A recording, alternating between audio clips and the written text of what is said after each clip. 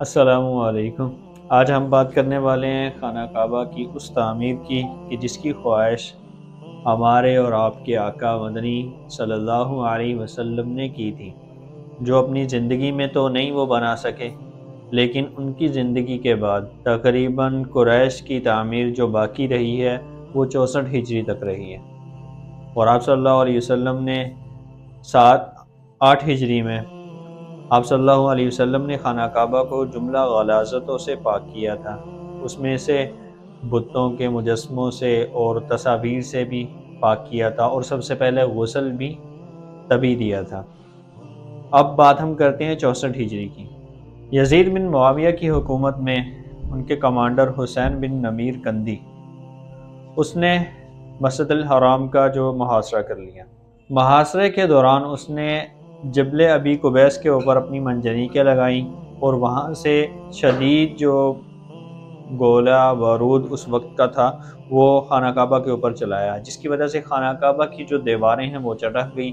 اور سب سے بڑا جو نقصان ہوا وہ یہ تھا کہ حجر اسود اس کے 3 ٹکڑے ہو گئے، 3 ٹکڑوں میں بٹ گیا۔ اور اسی دوران محاصرے کے دوران ہی انہیں جب پتہ چلا کہ جو یزید ہے وہ مر چکا ہے، تو یزید کی جو خبر مرگ پہنچی تو وہیں پہ محاصرہ ناتمام چھوڑتے ہوئے حسین نمیر کندی واپس مدینہ سے ہوتا ہوا شام لوٹ گیا۔ جب یہ سب معاملات بہتر ہوئے اور حضرت عبداللہ بن زبیر رضی اللہ تعالیٰ عنہ کی جب حکومت آئی، تو انہوں نے سب سے پہلا جو کام کیا وہ یہی تھا خانہ کعبہ کی ازسر نو تعمیر کا۔ تقریباً ہفتے کے دن صبح سورج نکلنے کے بعد حضرت عبداللہ بن زبیر نے سن 64 ہجری میں خانہ کعبہ کی ازسر نو کا کام شروع کر دیا۔ سب سے پہلے انہوں نے جو خانہ کعبہ کی جو تعمیر تھی، قریشی تعمیر، اسے منہدم کیا، باقی جو بچی ہوئی تھی تقریباً اس کی کھدائی جو کی گئی وہ 6 ہاتھ 1 بالشت 6 ہاتھ 1 بالشت کھدائی کرنے کے بعد 6 ہاتھ 1 بالشت کھدائی کرنے کے بعد حضرت ابراہیم علیہ السلام کی بنیادوں پر پہنچے۔ جب وہاں تک پہنچے تو دیکھا کہ جو حضرت ابراہیم علیہ السلام کی بنیادیں ہیں ان کے جو پتھر ہیں وہ آپس میں ایسے جکڑے ہوئے ہیں کہ اگر ایک کو اکھاڑا گیا تو سب بکھر جائیں گے۔ اور ایک صحابی بہت جلیل القدر تھے، بہت بہادر تھے، انہوں نے اپنا ایک